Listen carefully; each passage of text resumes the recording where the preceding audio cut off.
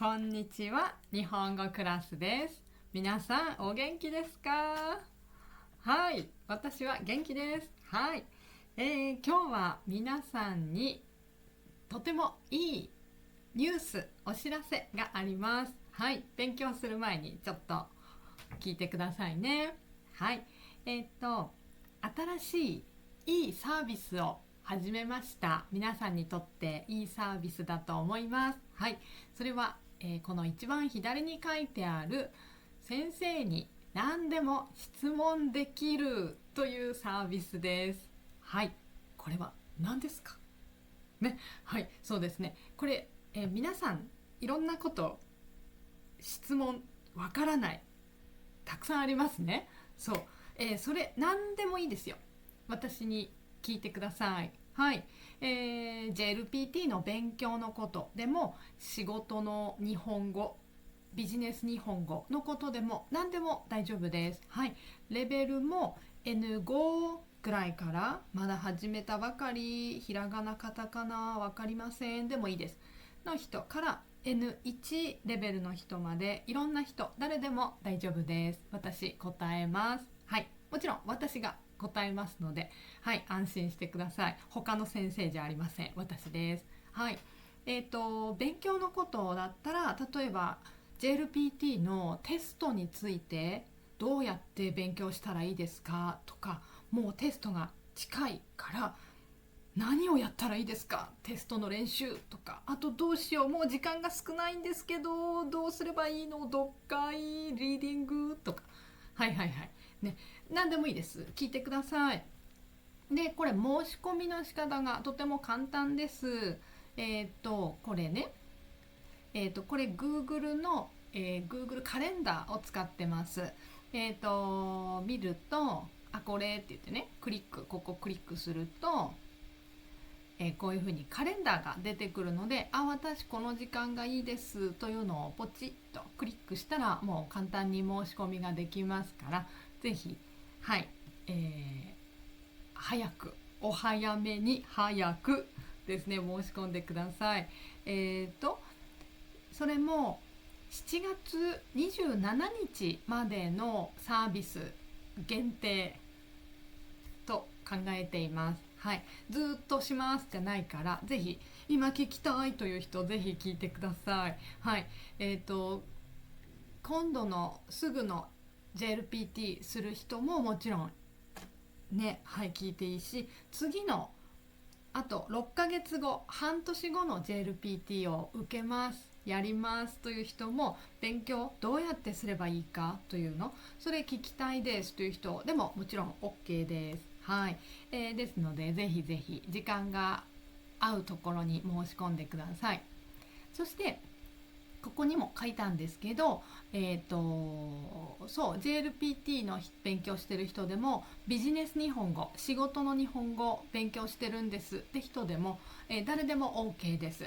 そして、そうですね、あなた一人です。あなた一人と私一人で答えますので、他の人いませんから、何でも聞けますね。聞きやすいですね。そしてこれは皆さんにお金を払ってもらいます。ですので、それはクレジットカードでお願いします。ですが、カードがない人、クレジットカードない人でも大丈夫です。日本にいる人だったら、コンビニでビザカードが簡単に作れます。実は、このバンドルカードというのがあって、そのアプリ、スマートフォンのアプリからカードが作れますから、とても簡単です。今までもたくさんの人これで、そうカード作ってくれて、お金を払ってくれてます。大丈夫です。できます。コンビニで簡単にできるので、ぜひこれね、カード持ってない人はここの、ホームページアクセスリンク見てみてください。大丈夫です。で、これ注意は、予約時間を変えたい、予約したんだけど時間変えたいっていう人は、私にメールをください。ここで予約キャンセルっていうボタンがあるんですけど、それをやってもキャンセルできないので、メールでください。はい、でキャンセルできるのは、予約した時間の24時間前までですので、お願いします。はい、ではあとですね、まだいいことあります。皆さんにプライベートレッスン N2 と N1 の人のプライベートレッスン、今だけ 50% オフでやります。はい、半額です。おお、はい。これも7月27日までの予定です。はい。ですので、今までまだプライベートレッスンやったことないという人、ぜひやってみてください。はい。グループレッスンもいいんですけど、やっぱりプライベートはプライベートでいろいろ質問もしやすいからいいと思います。で、これも、N2 の方は N2 勉強してる人とか、あと仕事の日本語、ビジネス日本語やってる人はこっちに申し込んでください。で、N1 の人はこちら。はい。ですね。で、これもアクセスクリックすれば分かります。あなた何の勉強したいですか？この時間、授業の時間、レッスンの時間、何勉強したいっていうのを書いてくださいね。読解でもいいし、語彙文法でもいいし、仕事の日本語でもいいし、何でも大丈夫ですので、あなたが勉強したいこと書いてくれないと私もわからないので書いてください。お願いします。はい。では、まずはここのリンクですね。このリンクを、今日のビデオの下のところにリンクが書いてありますから、そこからアクセスして申し込みしてください。待ってます。そしてあとは、ビデオで勉強するというのもあります。時間が合わない、どうしても時間が合いませんという人はビデオでも勉強できます。ビデオレッスン、ビデオコースたくさんありますが、その中でも JLPT だと、例えば読解、リーディングのビデオだとこの2つが特に今おすすめです。読解問題ですね。 JLPT の読解問題の、テスト、どうやって勉強すればいいか、あと合格するための読み方というのがあります。どうやれば合格しやすくなるかというのがあります。テクニックあります。このステップ1のビデオ、特におすすめです。私説明しました、授業の時。はい。で、授業のビデオなので、皆さんもね、授業に来ているように見られますから、ぜひぜひおすすめ見てください。で、これステップ1とステップ2ありますが、絶対どっちも見なければいけないわけではありません。例えば、練習たくさんやりたいですって人は、こっちのステップ2の方がいいかもしれないです。はい。こっちで、そうか。どうやって読めばいいかよく分かったというふうにステップ2得になると思いますから、はい、どっちもいいと思いますよ。ステップ1だけでももちろんいいですしね。ですので、これも私の今日のビデオリンクの下のところにアクセスリンク書いてありますから見てください。そして、いやもっと短いビデオでいいんですという人はこれもおすすめです。これもやっぱり読解ですね。中文のやり方、合格の方法、1時間説明してます。どうすれば合格しやすくなるか、テストの時どうやってテストの時間を使えばいいかとかテクニックがあります。それをシュッと1時間でまず話しているのがこのビデオです。はいね。N2 と N1 あります。はい、どちらもおすすめです。合格の方法しっかり説明してますから、ぜひぜひテスト前でもう時間ないんですという人はぜひこれいいと思います。この2つね、おすすめです。はい、では、この申し込みリンクは今日の下、ビデオの下のところに書いてありますから、そこからアクセスしてください。ビデオリンク下です。オンラインレッスンと書いてあると思います。ぜひぜひ来てくださいね。お待ちしてます。では皆さん勉強ね、頑張ってください。いつも応援しています。はい、いつもありがとうございます。では続けて勉強しましょう。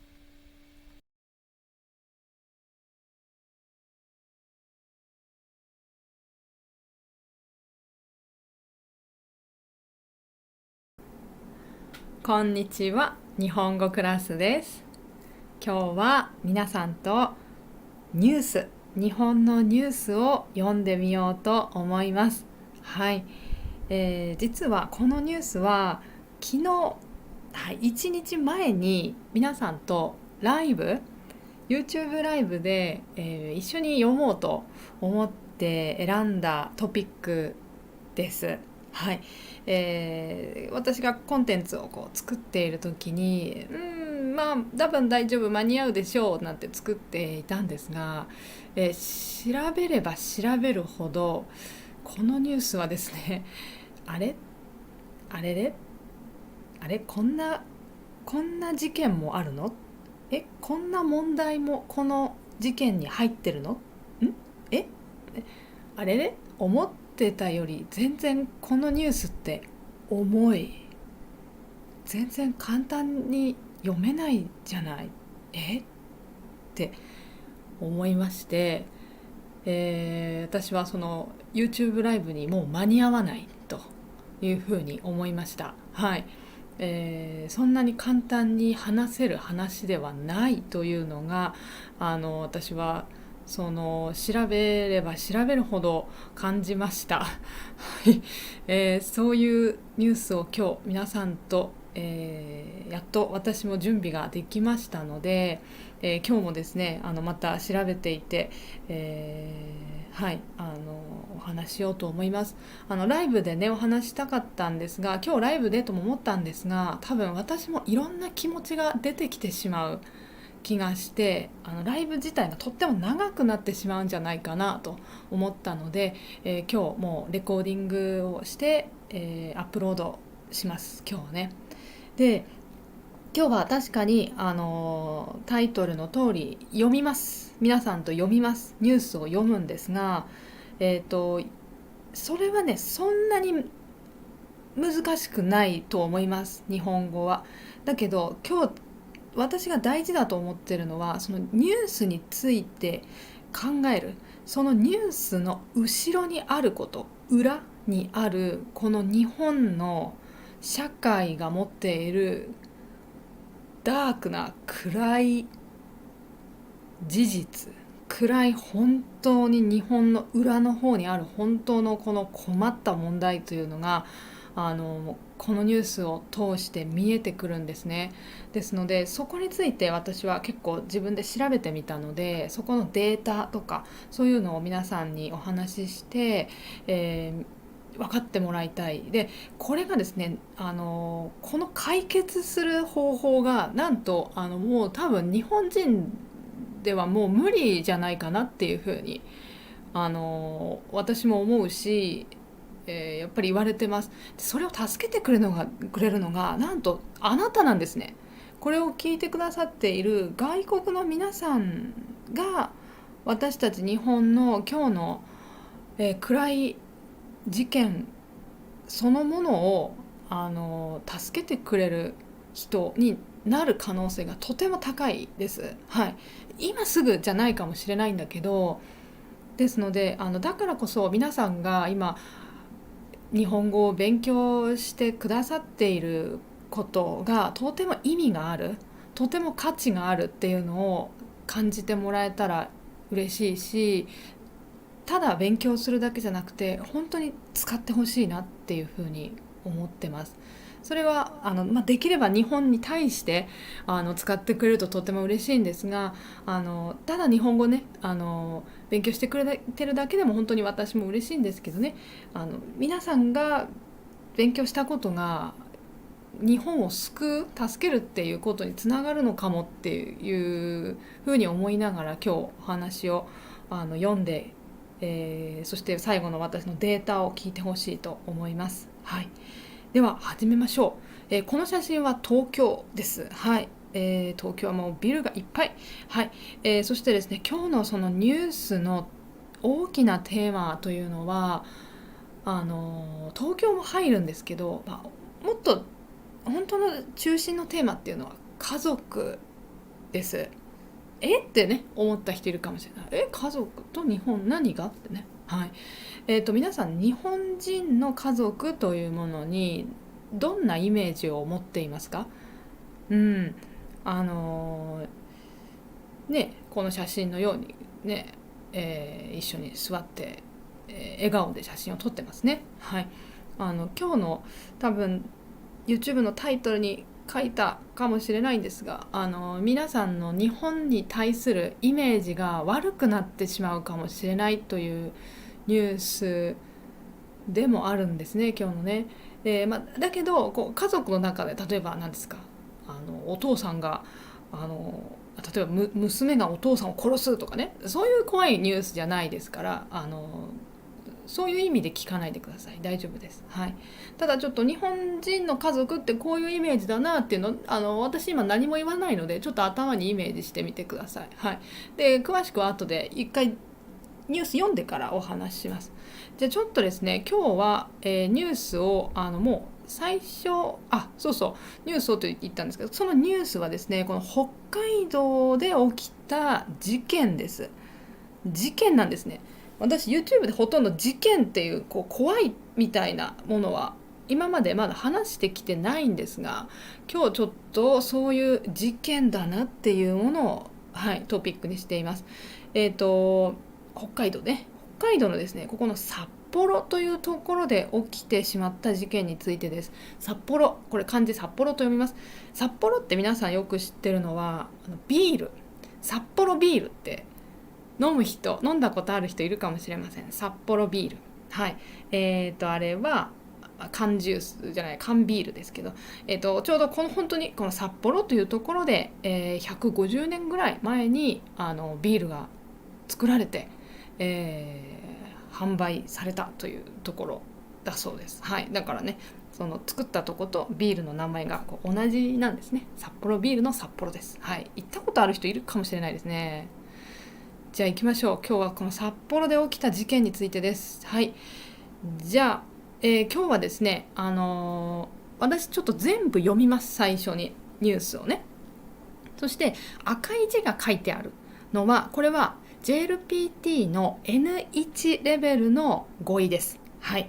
実は何も赤字が書いてないところにも、ちょっとそういう JLPT にも大事なんだけど、大事というか、N1 レベルの言葉なんだけれど、そんなに絶対覚えなければいけないわけではないっていうのは何もマークしてないです。いつもそうですね。で赤はそうで、だけど赤で書いてあって読み方とか書いてあったら、読み方もテストのためには覚えた方がいいです。はい。で、この後青い字が出てくるんですけど、青は N2 です。N2 レベルです。はい。じゃあ、読んでいきます。一緒に私と見ていってもいいし、耳だけで聞いてリスニングの練習をしてもいいと思います。はい。じゃあちょっとニュースをまず全部読みますね。いきます。でその後説明をします。いきます。札幌ですね。さっきの札幌です。場所です。札幌市からの委託で高齢者に夕食を宅配している業者が利用者の80代の女性の応答がなかったにもかかわらず、2日にわたって食事をドアノブにかけて立ち去り、安否確認を怠っていたことが分かった。はい、次です。自宅で倒れている女性を家族が見つけたが、死亡が確認され、市は家族に謝罪した。次です。札幌市によると、宅配員が女性の自宅を訪れた際、応答がなかったにもかかわらず、安否確認や関係機関への連絡をせず、食事が入った袋をドアノブにかけて立ち去ったということだ。次です。翌日、別の宅配員が訪問した際、ドアノブには前日の食事がかかったままだったが、この時も安否確認をせず、当日分の食事と交換して立ち去ったということだ。次です。この日に家族が訪れて家の中で倒れている女性を見つけ、女性は病院に運ばれたが死亡が確認された。次です。ここが最後です。札幌市は女性の家族に謝罪し、この業者の処分を検討している。さらに委託している11の事業者に対し、配食だけでなく見守りサービスの事業を徹底するよう指示した。はい、というニュースでした。全部今読みました。今日は6ページという長いお話なんですね。はい。どうでしょう、どこぐらいまで分かったかな。ちょっとここもいろいろ書いてあって、これちょっとまだ説明したくないかな。はい。先に写真見ましょうか。ちょっと今ね、読むの疲れたと思います。これどこの写真だと思います？東京？いや、今日は札幌の話をしていますね。北海道の札幌市というところの話をしています。この写真はその札幌市の街の夜の写真です。はい。これすごいですよね。私これ見てびっくりしました。こんなにビルが建ってるのって。やっぱり北海道というと田舎っていうイメージありますよね。牛が歩いてる、もう牛乳をたくさん作っているとか、チーズを作ってるとか、馬が走ってるとか、そんなイメージなんですが、この札幌市というのはですね、もう本当にもう東京みたいですね。すごいですね。街ですね。でこれちょっとよく覚えておいてください。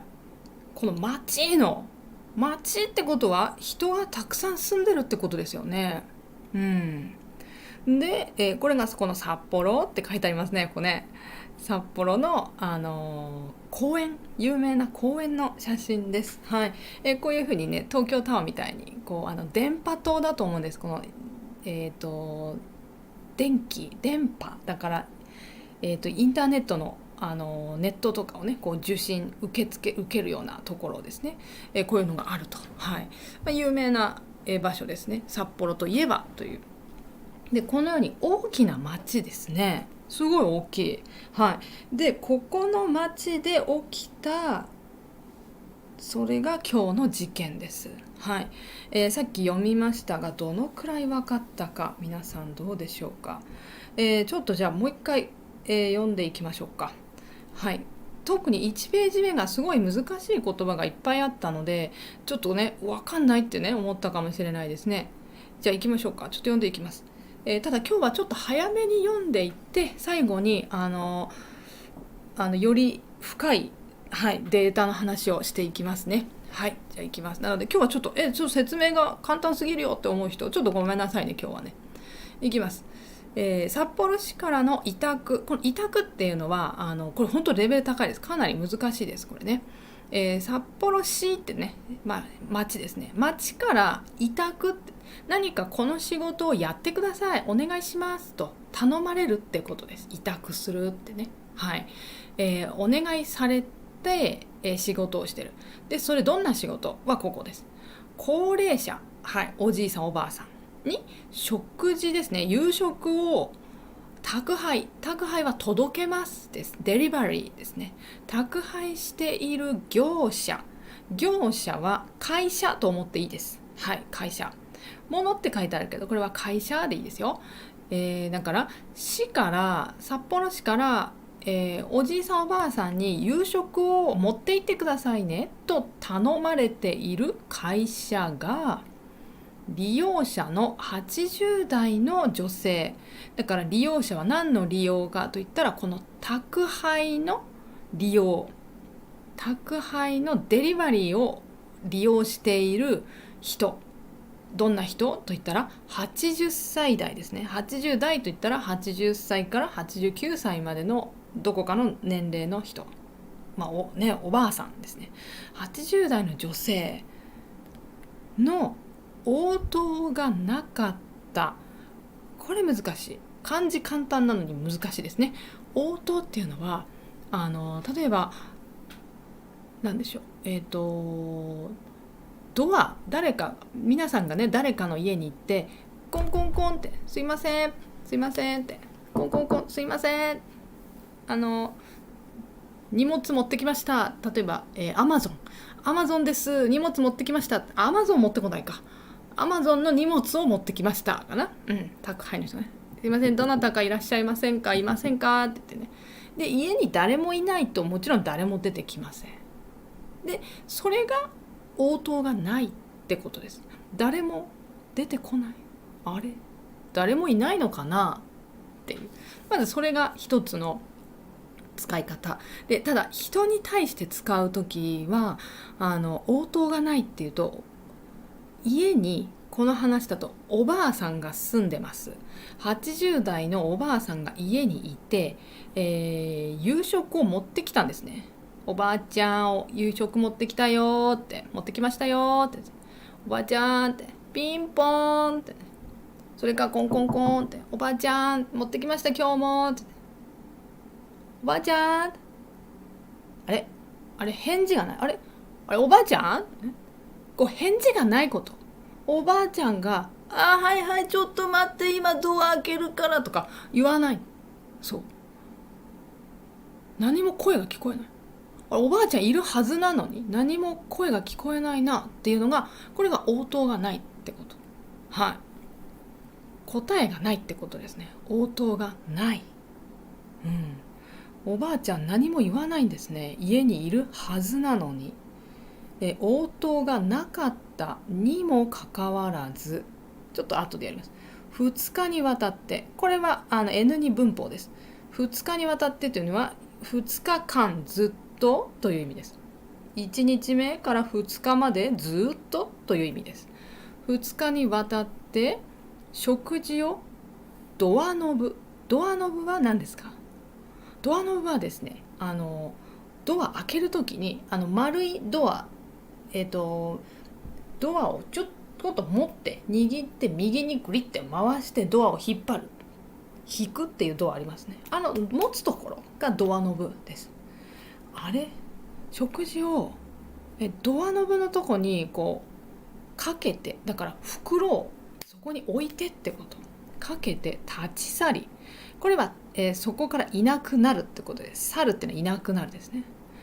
安否確認を怠っていた。安否確認、これも大事なんですけど、読み方安否です。ピひじゃなくてピね。安否っていうのはこれですね、安全か安全じゃないかっていう意味です。それもちょっと安全というより生きているか生きていないかのイメージです。生きてる、いやいやもしかして死んでしまったという意味。安否確認、これですね。生きてるか死んじゃってるかの確認を怠っていた。怠りますはしないのことです。やらなければいけないのにめんどくさいからやらないっていうのが怠るです。はい、ですのでここの1ページ目にすごくもうキュッと小さくニュースのトピックが書いてあるんですね。もう一回言うと、この辺ですかね。80代のおばあさんの返事が何もなかったにもかかわらずはなかったのにの意味です。何々なのにです。これ N2 ぐらいから出てくる大事な文法ですので、覚えておいてください。にもかかわらず2日にわたって、もうこれ N2 ね、2日間ずっと食事をドアノブにかけてさよならとして、おばあちゃん大丈夫ですか、元気ですか、生きてますか、大丈夫のチェックをしないで帰ってしまったということが分かりましたと言っています。そして帰ってしまったら、そしたら何が起きた、そしたらこれが起きた。はい、自宅で倒れている。はい、女性、これはさっきのおばあさんですね。おばあさんを家族が見つけた。はい、でも死亡が死亡ですから死んでしまったことが確認できた。で、死というのは札幌市です。札幌市は家族に謝罪した。すみませんでした。本当に申し訳ございません。と言ったということです。これ、皆さんこれ日本語の意味分かったけど、どうして家族が見つけた？どういうことなんで家族とおばあちゃんと一緒に家族住んでるでしょって思いました？ここが大事なポイント。こっちにも書いてはいなかったんですが、ここはですね、この利用者の80代の女性というのは、これは一人で住んでます。はい。家に一人だけです。ここが大事なポイントです。ってね、知ってる人は知ってますよね。はい。じゃあちょっと続きいきましょう。こっちより詳しく書いてありますね。札幌市によると、宅配員は持ってくる人、デリバリーする人、宅配員が女性の自宅、家を訪れた際というのは何々する時です。N2 でも出てきます。訪れるっていうのは、ビジット、英語のビジット、自宅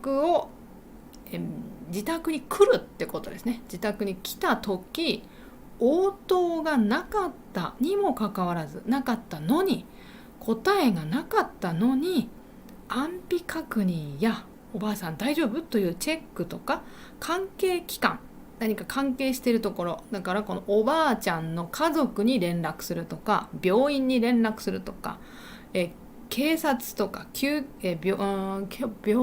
察ですね、警察に連絡するとか、その連絡をせずも大事です。とてももう N2 からよく出てきます。何々をせずは何々をしないでの意味ですね。連絡をしないで、おばあちゃんね、何も答えてくれないのに、どこにも連絡しなかったんですね、この宅配員で。食事が入った袋をドアノブにかけて置いていったということです。かけて立ち去った。置いて、はい、じゃあ次の家に行きますと。私は宅配員だから忙しいんです。次の家には持っていかなければいけないということです。で、次、翌日というのはその次の日ですね。だからこっちですね。最初の日です。最初の日、そのまま行ってしまった。その次の日ってことです。別の宅配員が訪問した際、別の届ける人がその家に行った時、ドアノブには前日の食事がかかったままだった。前の日の食事がまだドアのところに置いてあるんですね。ねえ、あれおばあちゃん食べてないですって分かりますよね。だけどこの時も安否確認をせずしないで、おばあちゃん大丈夫？昨日のお弁当まだドアの外にありますよ、どうして？確認もしないで、当日分だからその日の食事と交換してチェンジして、また立ち去った。またさようならとしたっていうことで、これがですね、この前の日の宅配員と次の日の宅配員は別の人なんですね。同じ人じゃない。これ2人の人がこのおばあさんの安否確認をしないで、もう次の仕事場に行ってしまった、または帰ったっていうことですね。まずもうここでももうちょっとって思いますよね。1日目、1人だけそういう悪い配達員の人、どこでもいますよ、日本だって悪い人たくさんいますから。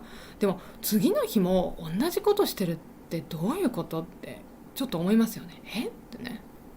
次の日の人は前のものあったらちょっとこれは大変だと、おばあさんのご飯食べてないよ大丈夫ってね思いますよね。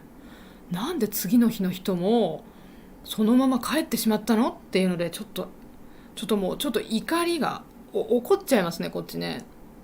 もしかして今までもこういうことやってたってね、こういうこと慣れてるみたいな、ってね、今回が初めてじゃないなんて思っちゃいますよね。でそしたらこの日に、だからこの2日目の時ですね、この日に家族が訪れて、はい、おばあさんの家族がおばあさんの家に来たんです。来て、家の中で倒れている、バタッってね、倒れているおばあさんを見つけて、女性は病院に運ばれたんですけど、死亡、亡くなっているというのが、もうはっきり分かった、確認されましたと言ってます。でここで皆さんはきっと思いますね。なんでおばあさんと家族は別々に住んでるんですか？おばあさんは80歳、80代、80歳から89歳のどこかの、もう体が弱いよねって。なんでおばあさん一人で済ませてるの？この家族ひどいよ、この家族悪いよって思った人も多いと思います。これちょっと後で説明しますね。で、最後、札幌市は女性の家族に謝罪、すいませんでしたと。なんでこれ札幌市が家族に謝るかというと、このサービス、家に届ける、食事を届けるというサービスは、この札幌市というのが中心にやってます。もちろんお金を払って、このおばあさんがお金を札幌市に払ってお願いしますとやってるんですけど、このサービスを中心にやってるのは札幌市なんですね。だけど札幌市がその市役所で働いてる人がお弁当を持っていくってできないですね。だから代わりに仕事をお願いして、お弁当屋さんに持ってってください、このおばあさんの家に持ってってくださいねと契約してお願いしてるんですね。だから札幌市がすいませんでしたと、私たちが契約している会社がこういうミスをしてしまったからおばあさんが亡くなった、死んでしまった、本当にすみませんと言って、この札幌市はすいませんと言っているってことです。で、このごめんなさいと言って、この業者、だからこのお弁当を届けている会社ですね、業者の処分を検討している。はい、ここで青い字が出てきました。これはこの業者、この会社っていうのはお弁当の会社の処分というのは、この会社をクビにする、この会社にこれからはもう仕事をお願いしないということです。それが処分です。はい、かなりこれは硬い、難しい言い方ですね。何々を処分する、やめるってこと。処分だけ使うと捨てるって意味なんですけど、でもこういう人とか会社の処分といったら、その会社に仕事をお願いしない、やめる、関係を切る、契約を切るっていう意味です。はい、処分を検討しているはもう N2N1 で大好きな言葉ですね。検討は何々をよく今考えているっていう意味です。はい、どうしようかな、これをやろうかな、やらないかな、どうしようかな、いやこう処分だとちょっと厳しすぎるから、お願いする、数を減らそうかなとか、この業者に払うお金をもっと少なくしようかなとか、例えば辞めるのは3ヶ月だけ辞めて、その後はまたお願いしようかなとか、そういうことです。どうしようっていろいろ考えてるっていうのが検討するっていう意味です。はい、これはビジネスメールでもよく出てくるし、メールだけじゃなくてビジネスで、話す時もよく言いますね。じゃあこれについては、検討いたしますとか言いますね。考えているってことです。でだから、検討しているのはこの札幌市はってことね。札幌市は今ちょっと考えてますってこと。さらにはプラスアルファの意味ですね。さらに委託している、これお願いしている11の事業者というのもこれも会社でいいです、に対しですから、札幌市はとか札幌市がです。ここ書いてないけど、札幌市が仕事をこのお弁当を持ってってくださいとお願いしている会社というのはなんと11の会社ありますと。多いですね、すごいな。11の会社に対して配食だけでなく配食というのはこれは配ります、食べますだから食べ物を配りますの意味です。食べ物を配るだけじゃなくて、家に行って食べ物を置いてくるだけじゃなくて、見守りサービス、ちゃんと家にそのおばあさんとかお年寄りがちゃんと安全に今日も生活しているか、生きているかですね。ちょっと言ってしまうと、ちゃんと生きてますか、まさか死んでませんか中で、というのをチェックするってこと。見守るっていうのはね、遠くから見て大丈夫だねと確認するっていうイメージです。こういう見守りサービス、これはサービスだ、これの事業、この仕事ってこと、サービスを徹底するよう指示した。徹底なんてこれ漢字難しいし N1 レベルにも見えるんですが、語彙としては N2 です。はい。徹夜っていう言葉もありますね。ここが夜っていう漢字になったら徹夜です。はい。徹夜はですね、寝ないでずっと勉強するってことです。寝ないでずっと仕事をする、朝までずっと仕事をする、朝まで何々するってことです。はい。ですので徹底というとこれは、100% 何々するっていうことです。はい。サボらないってことです。サボるは皆さん知ってますね。何かを大変だからやらない、ちょっとやらなくても大丈夫だと思う、店長はきっとわからないと思う、休憩してしまおう、今は店長いないからね。例えばアルバイトとかで違うダメですね、ダメですよ、仕事を徹底的にやってください、一生懸命、そういうこと。だからお弁当持ってくだけじゃなくて、ちゃんとおばあちゃんおじいちゃんの、確認をするサービスというのをちゃんとしっかりやってくださいねと指示した。 やりなさいよと、はい、強く言ったってことです。指示した。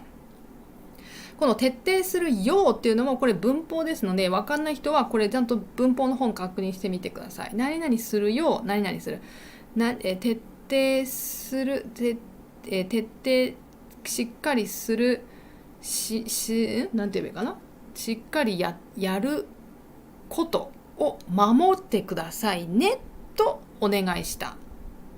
お願いというか強く、やりなさいと言ったっていう意味ですね。ちょっと今私うまく説明できてないですが、何々するよっていうのね、分かんない人ぜひ調べてください。大事です。文法です、こっちはね。ですのでちょっと話は分かったと思います。こういう話で、もうちょっと詳しく言うと、この札幌市というところ、北海道の札幌市では、一人暮らしの高齢者が急増してます。一人で暮らしているお年寄り、おじいちゃんおばあちゃんがすごくどんどん増えてます。はい。で増えているので、増えすぎていて、これは大変だと。一人で住んでて、さっきみたいにね、やっぱりお年寄りですから、もう一人だった場合急に体の調子が悪くなって家で死んでしまうっていうことはやっぱりあります。でそれを確認するのが家族がいないので確認できないんですよ、もちろん。だからこれでは困ったと。で突然死なれてしまうと、例えばそのマンションとかアパートを貸してる人もやっぱり困るんですね、すごくね。家の人死んじゃったってね。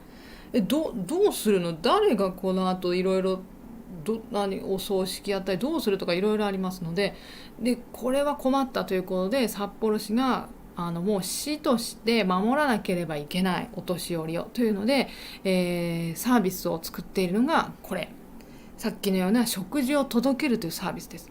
でどんな人に届けるかというと、対象というのがね、65歳以上の一人暮らしの人で、病気や体が弱い人の場合、そして買い物とか料理を作るのが難しい人、この3つの条件ちゃんと必要です。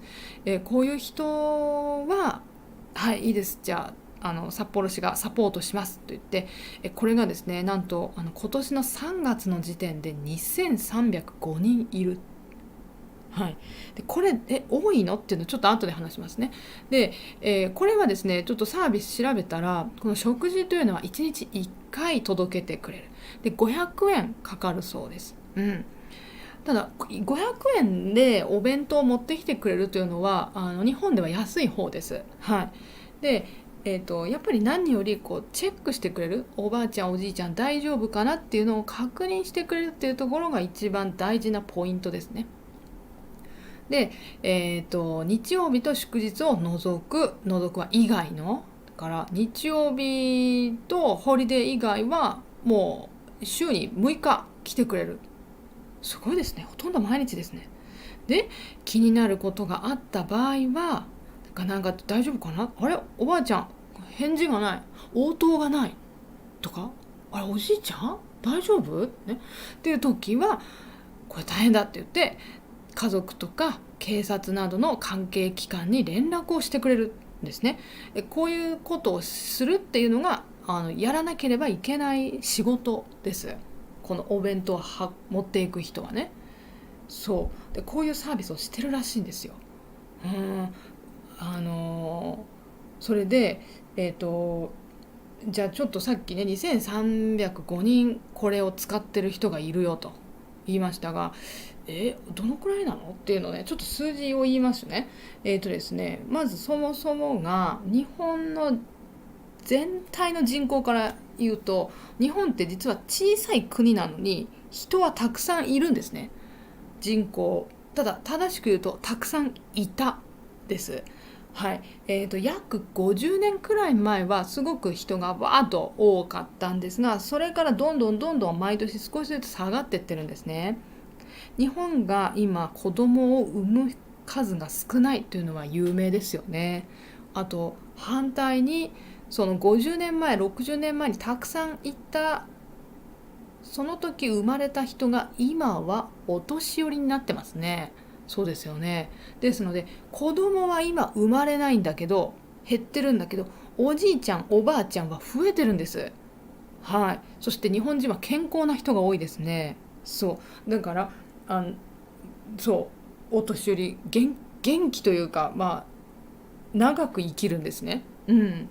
でですのでこのように今のところ日本の人口全体の人口、日本全部の人口というのはなんと世界で何番目だと思います？これね、昔の方が多かったんだけど今でもまだ12番目です。12番目というのでまあまあ多いです。でその中でこの北海道というところね、北海道というところの人数、全体の人数はそんなに多くないんですけど、ちょっと数を言うと、全体では514万人、だいたい514万人いると、去年ね。でちょっと覚えられないよってね。だけど簡単に言うと、だいたいじゃあ500万と思いましょう。全体北海道500万人がいるよと。全体北海道500万いて、でその中のこの札幌市というのはとても町が大きいです。さっき見たような、もうすごいこれですよね。こんなにビルってねそうビルあるし、これってことは仕事もたくさんありそうだ。そうなんですよ。ここには札幌市には、この北海道全体のなんと 38% の人が住んでるんですね。これ196万人です。196万人。もうこんなに大きな北海道本当に大きいんですけど、もうこっちからこっちまで飛行機じゃないといけないですね。そうぐらい大きいんですけど、ここの全体の中でももう札幌にはなんと 38%、40% と思ってもいいです。40% ぐらいの人が住んでるんです。こんな小さなところに。でね、まずこれ一つ問題なんですけど、良くないことなんですけど、でこの 40% 全体いると。でその中のおじいさんおばあさんの数は、高齢者おじいさんおばあさんと言われてる数はなんと何%いると思います？多いんですよ。これがって思う。この中、いるおじいさんの数はですね、なんと4人に1人がもうおじいさんおばあさんだから、だいたい28%と言われてます。28%くらいの人が、札幌の人ってだいたい28%がもうおじいさんおばあさんなんです。だから4人に1人以上がもう65歳以上。はい。だから道歩いてたら、4人の人に会ったらもう1人は絶対おじいさんかおばあさん、はい、という状態で、これはですね、実は日本全体で見てももう一番悪い状態と言ってもいいぐらい悪い状態なんです。これ確かに日本はお年寄り多いんだけど、東京とか皆さん行ったことある人、あと大阪とか行ったことある人だと、結構若い人いるよって思ったことありません？ってね、例えば新大久保とかね、東京だとね韓国のね、料理屋さんいっぱいあると、あそこ行ったらもう若い女の子がいっぱいいて、私びっくりする。なんだ日本もまだまだ大丈夫だなんてよく思っちゃうんですけど、それ一部だけ。はい。そうとも言っても東京はまだまだ働く人いますので、たくさんいますので若い人多いんですが、北海道、それもでも一番人口の多いこの札幌ですら4人に1人が65歳以上なんですよ。これはね、かなり危険な状態。そしてさらに悲しいのが、この北海道では子供の生まれる数が日本の中でも2番目に低い。はい。もちろん一番低いのはそうです。大都市東京。はい。東京はなんと女性、生きてる間に産む子供の数は1人より少ないです。1人以下です。はい。だから産まない人もいるってこと。はい。細かく言うと東京だと 0.99 人。もう一人も産まないで人生が終わるっていう人も多いってこと。だけど2番目がこの北海道なんですね。だから北海道も 1.06%、06人ってことなんですけど、だから一人産んだらいい方でも産まない人も多いっていう。でそもそもなんでっていうと、まず若い人がいない、札幌に。はい。で悲しいデータがあったんですけど、まずですね、結婚する数が他の県より低い、北海道。はい。で離婚するディボース、あなたと結婚したけどさようならは他の県より、平均より、アベレージより高いそう北海道の人ね。だから結婚もしないし、もし結婚しても離婚するパーセンテージが他のところより高いんですね。おいおいおい北海道よと。北海道の人ってなんでそんなに不幸せじゃないの？どうして？こんな日本人は旅行に行くのに北海道はもう大人気だよ。そうですよね。そうなんですよ。なんでって思う。なんでだと思います？やっぱりね、お金の問題だそうです。はい。おそらくお金の問題だろうと。多分そうだと。ここは北海道ってやっぱりもうちょっと大きすぎるんですかね。札幌に人が集まりすぎてるらしいんですね。自分がね、違う札幌じゃないところで生まれてもみんな札幌に来ちゃう。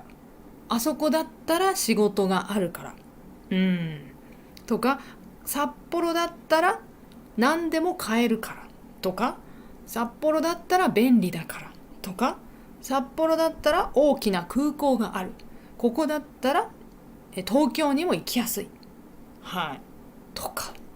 そうなんです。だから北海道の人がまず札幌に来ちゃうっていうのがまず一つ問題で、逆を言うと田舎の方は仕事がない、はい、働きたいけど仕事がないと。ただここの函館というところあるんですけど、ここも大きな町なんですが、札幌の方がやっぱり大きいですね。だからねまずみんなが集中してしまうんですね、一つの場所に。でこれは東京でも同じことが起きてますよね、もちろんね。これはやっぱりどこの国でも起きやすいことです。首都キャピタルシティにみんなが来てしまって、そこはもういっぱいだと、そういうふうになる。だけど田舎のところはどんどん人が少なくなる。そして子供もそこの田舎では生まれない。だけどそこには昔から住んでいるおじいさんおばあさんはいるねっていうのはありますね。だけど札幌の場合はもう昔からこっちの田舎の方は生活が大変なので、やっぱり寒いしね、だから皆さんが札幌に来てしまいがちしやすいみたいです。でこの町でおじいさんおばあさんになる。昔は若かったけどもう今ばあちゃんだじいちゃんだと、もう80歳だ。でそうなった時に、さっきみたいに一人暮らしのお年寄りがたくさんここに札幌に住んでいるという状態になる。でなんで一人暮らしなのって、私の国だと家族と住みますよってね。そうね、ここはですね、私は一つ答えとは言えない、これ何々だからとは言えないんですけど、日本は全体的に札幌だけじゃなくて全体的に結婚する人の数が減っています。そうで減ってるし、あとは、自分の親、結婚した後に自分の親と一緒に住むというこのスタイルは日本はとてもしなくなってます。これはもうね、もう50年ぐらい前からそのスタイルは始まってます。だからおじいちゃんおばあちゃんは別々に住む。では子供たち家族は子供たち家族で住む、で子供が大きくなったら子供もまた家から出ていくっていうのが日本のスタイルです。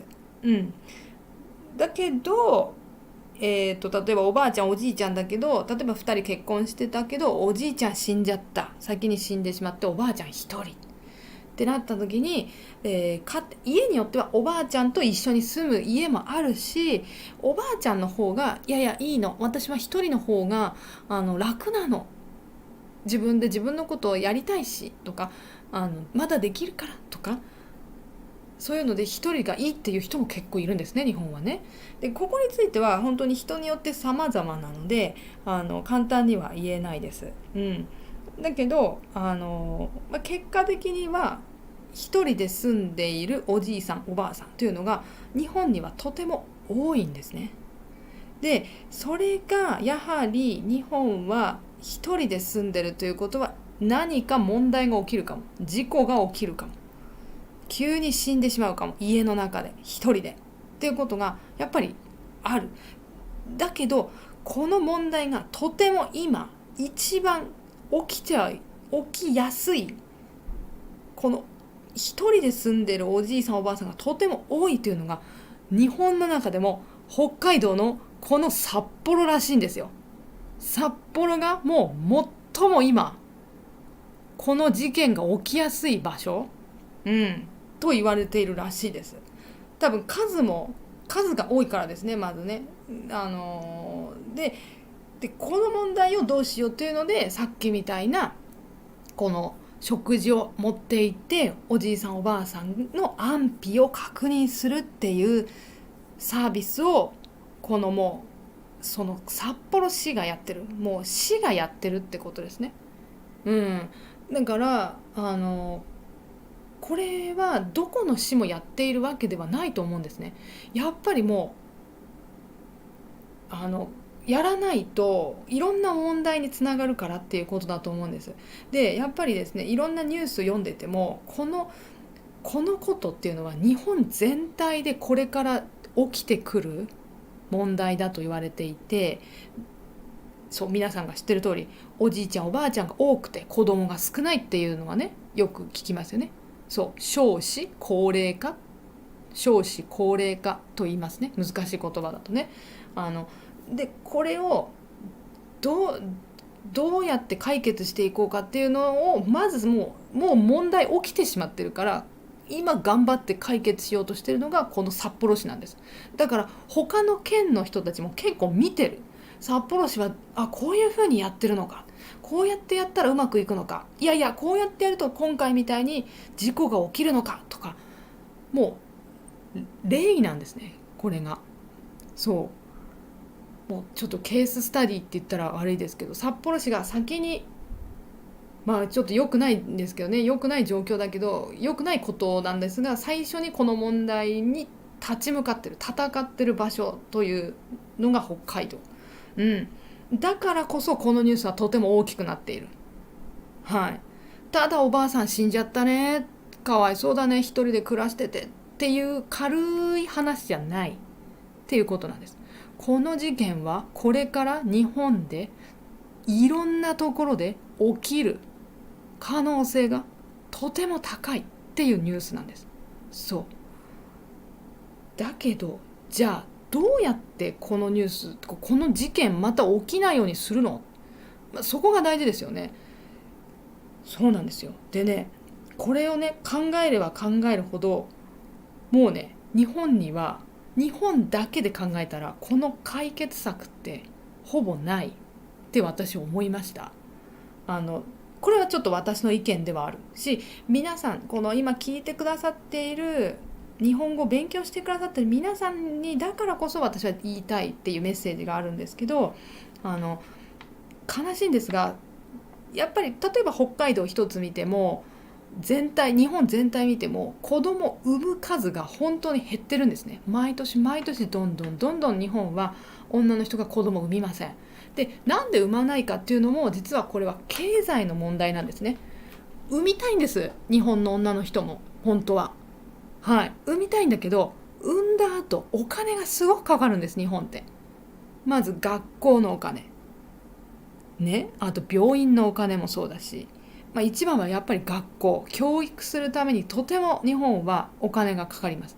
国があんまり助けてくれない。ですので、いやうちはお金あんまりないし、産むことあっても一人だけ、二人とか無理、二人産んだらその子は大学に行かせるお金ないよ、やっぱりやめよう、じゃあ一人だけにしよう、我慢しようってなったりする。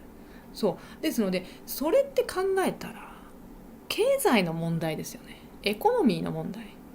もっと日本人がしっかりお金を持ってれば、または会社で働いて、または自分でビジネスをしてお金をたくさん持ってれば、安心して子供2人3人と産めるんですが、それがなかなか難しい人が多い。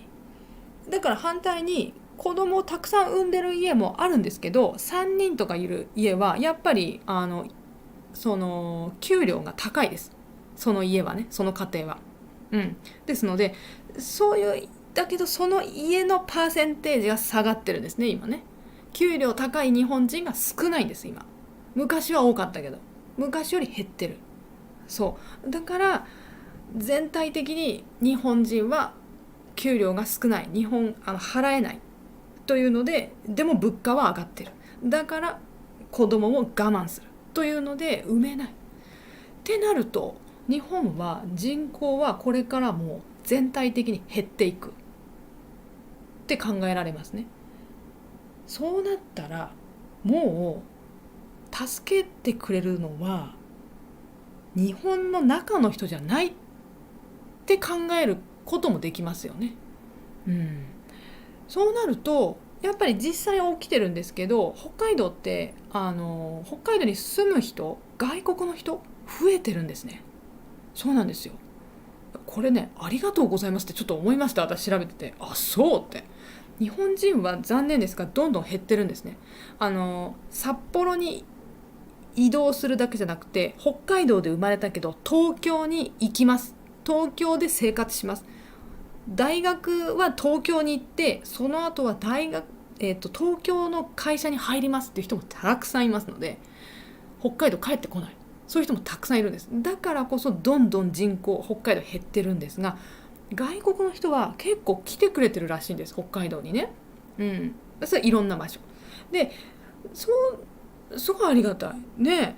で、札幌に関してはおじいさんおばあさん増えてますから、逆を考えるとおじいさんおばあさんをサポートする仕事は多いんです。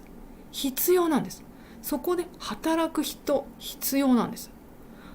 そうだから市は会社にお願いしてビジネスを、ね、お願いしてるし、ここで考えるとそこで働いてる日本人もきっとこれから減っていきますので、そこを外国の人がサポートするっていうことも十分考えられる、できるわけです。それは日本人にとっては本当にありがとうございますということなんです。だからこのニュースは確かに悲しい話なんですが、助けることができるかもしれない外国の皆さんはちょっとこれはある意味でビジネスチャンスとも考えられるんですね。だからこの事実これはもう事実なので、日本の人口は札幌だけじゃなくて北海道だけじゃなくて日本全体が減っていく。だけどおじいさんおばあさん増えていくということは悪いこともあるけど、反対に今までなかったビジネスの隙間というか、このビジネスはまだ誰もやってないとか、このビジネスが必要だということが増えてくるんですね。ビジネスモデルが変わる時とも言えますね。だからそこを外国の皆さんが助けるっていうことは十分できるから、考え方次第で皆さんには大きなチャンスがあると思います。でその時にやっぱりしっかりね日本語を正しく使えてるっていうのは日本人に信じてもらえるので、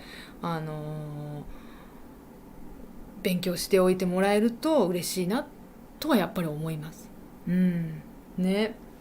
ですので今日はこんなニュースなんですが、ちょっとねなんなの日本って変だよってね思ったことも多かったと思うんだけれど、これが今起きていることです。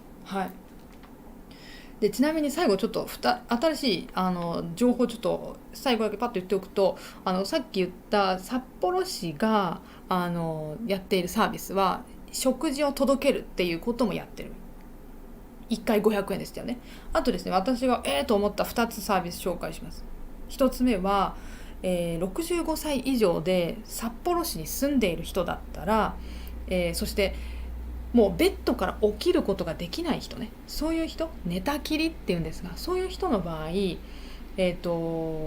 髪の毛を切りたいってありますよね。髪伸びちゃうね。でこれをですね、髪切ってくれる人が美容師さんです。髪切ってくれる人が家に来てくれるというサービスをやっているそうです。これは1回2000円でやってくれる。いいですね。家来てくれるのに2000円で安い。1年間で4回以内だったらいいですよ、やりますというサービスをやっているそうです。あともう一つはおむつを届けるサービスだそうです。おむつっていうのは皆さんトイレ行きますね。今の皆さんね、元気な皆さんはトイレ行っておしっことうんちを出しますね、トイレでね。だけど寝たままベッドでしか動けない人だとトイレに行けないですね。でそういう人のために1ヶ月に1回なんですけど、このトイレに行く代わりにベッドでできるおしっこありますよね。なんていうんですか、あれはなんていうんだ、パンツみたいな形、紙のパンツみたいな。でそこにおしっこすればいいと。赤ちゃんがするやつです。だけどお年寄りになってもあれしますね。でそれがおむつっていうんです。でおむつを家に届けてくれるサービスがあるそうです。月1回ね。だそうです。そういうサービスもやってるよっていうのが今の札幌です。だからねきっとね考え方によっては、いやもっとこういうサービスもできるきっとっていうのね、日本人ももちろんいろんなサービスを提供してるんですけど、外国人の皆さんもいろんな IT の力とかも使ったりしてもいいと思うし、新しいサービスを、ね、こうお年寄りのために使ってあげるっていうビジネスモデルを作るっていうことが十分可能できるというふうに私は今思ってるので、そういう時にの参考って難しいですね。そういうところのヒントになったらいいなと思って、今日だいぶ長く話してしまいましたが、今日ちょっとお話ししました。はい。ですので、こんなに素晴らしい北海道、もう観光地、旅行先ではもう大人気、大体一番取ります。北海道といったらみんな行きたい、遊びに行きたいの北海道でこんなに悲しいことが起きているというのが本当の今の事実です。はい、ということをお伝えしました。皆さんそれぞれ考えたことあったと思います。そして最後まで聞いてくださって本当にありがとうございます。思ったことをぜひメッセージでお送りください。では、今日北海道の話しましたが、読む練習を中心に、今日みたいに長くないです。読む練習する、YouTube チャンネルが私のチャンネルにもまだまだたくさんあります。ぜひまだ見てない人見てみてください。N1 レベルとか N2 レベルたくさんあります。あとは他のニュースの、読むっていうやつだったら今日みたいに長く話してませんので、ぜひぜひ、見てみてください。JLPT の練習になります。はい。で、前に私が出した2つの YouTube も、これも、皆さんよく見てくださっています。N1、N2、N3 の合格する方法には何が必要かというのと、リーディング、読解の合格する方法について YouTube でお話ししたことがあります。どちらもライブでお話ししました。ライブのアーカイブを見てください。で、あとは、もっと、読解、いや本当に今年合格したいっていう人は、この私のオンラインレッスンのビデオを見ましょう。中文と長文と短文があるんですけど、N1、N2 のビデオがあります。この合格の方法っていうのはこの中文のやり方の中に入ってますので、ぜひ見てもう合格してください。毎年たくさんの人が、これを見て合格してくれています。私も本当に嬉しいです。はい。あとは、プライベートレッスンでも今テスト前なので、試験の勉強を一緒にしている人もたくさんいらっしゃいます。これは Zoom レッスンです。はい、YouTube じゃない、私とビデオで話しながら勉強します。はい、だから私にすぐ質問できますね。そうそう。読解、リーディングやってもいいし、文字、文法、文字、漢字、あとは何ですか？そういうの、聴解やってもいいし、あとは会話の練習してたり、発音の練習してたり、あとビジネス日本語を私と勉強している人もいらっしゃいます。プライベートレッスンね。ぜひよかったら使ってください。あとは他にもオンラインレッスンやってます。ビジネス日本語と会話のレッスンをやってますので、詳しくはこのオンラインレッスンのリンク、多分この辺に今書いてあります。それを見てください。あとはコメントのところにも同じリンクが書いてあります。はい、では皆さんの今日の意見などお待ちしてます。はい。